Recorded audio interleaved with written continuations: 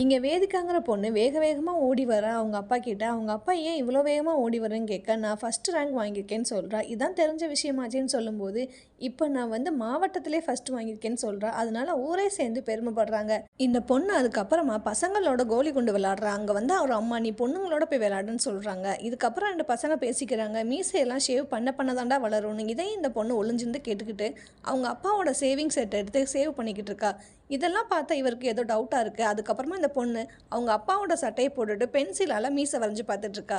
ஒரு நாள் அதுக்கும் மேலே போன வேதிகா பையன் மாதிரியே ட்ரெஸ் பண்ணிக்கிட்டு முடியெல்லாம் ஷார்ட்டாக கட் பண்ணிக்கிட்டு வர்றா. இதை பார்த்து அவங்க அப்பா தெருவிலையே போட்டு அடி அடின்னு அடிக்கிறாரு. தெருவில் உள்ள எல்லாரும் விலக்கி விட்டு ஹாஸ்பிட்டல் கூட்டிகிட்டு போக சொல்கிறாங்க.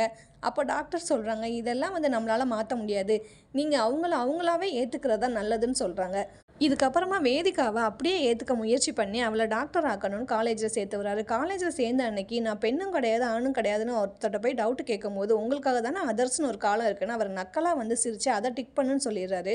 அதுக்கப்புறமா கிளாஸ்லேயும் சரி அவள் லேப்லேயும் சரி யாருமே அவளை மதிக்கிறதும் கிடையாது. வேதிகா எவ்வளோ தான் பெஸ்ட்டாக பெர்ஃபார்மன்ஸ் பண்ணாலும் அங்கே யாருமே அவளை மதிக்கிறது கிடையாது. எப்போவுமே அவளை கேலி கிண்டலுக்கு மட்டுமே உள்ளாக்கிட்டு இருக்காங்க.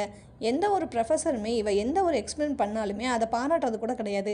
இதனால் இவ ரொம்ப மனசுடைஞ்சு போயிடுறா. இதுக்கப்புறமா இந்த பொண்ணு லேடிஸ் பாத்ரூம்லேருந்து வரும்போது அதையும் இந்த பசங்க பார்த்துட்டு இவளை ரொம்ப டார்ச்சர் பண்ணுறாங்க. இதுக்கும் மேலே ஒரு படி போய் இவளோட குளிக்கிற வீடியோவை எப்படியோ எடுத்து எல்லாரும் இதை வச்சு கிண்டல் பண்ணிக்கிட்டு இருக்காங்க. இதை பார்த்த வேதிகாவால் தாங்கிக்கவே முடியல. என்னதான் ஒரு ஆணாக இருந்தாலும் இவ பிறப்பால் பொண்ணுங்கிறதால ரொம்பவே இவ கஷ்டப்படுறா. இவளை போலீஸில் மாட்டி விட்றாங்க. அந்த போலீஸ்காரங்களும் இது ஒரு பொண்ணுன்னு தெரிஞ்சு அவளோட வாழ்க்கையவே நாசம் பண்ணிடுறாங்க. இதுக்கப்புறம் என்ன நடந்துச்சு நம்மளோட சேனலில் ஃபுல் வீடியோ இருக்குது, மறக்காமல் பாருங்கள் ஃப்ரெண்ட்ஸ்.